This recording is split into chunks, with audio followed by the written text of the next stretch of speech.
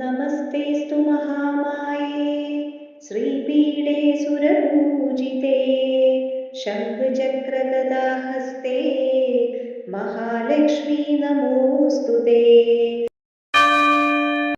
नमस्ते गरुडारूढे कोलासुरभयङ्करी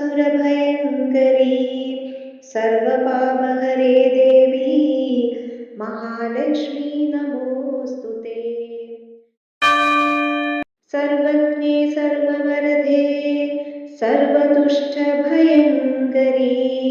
सर्वदुःखहरे देवी महालक्ष्मी नमोऽस्तु ते। सिद्धिबुद्धिप्रदे देवी भुक्तिबुद्धिप्रदायिनी मन्त्रमूर्ते सदा देवी महालक्ष्मी नमोऽस्तु ते।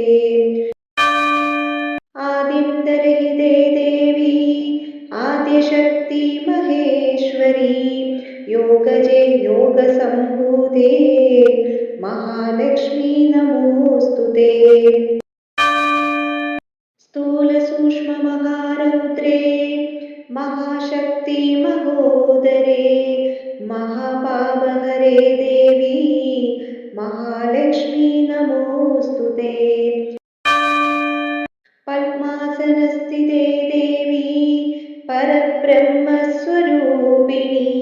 परमेशी जगन्माता महालक्ष्मी नमोऽस्तु ते।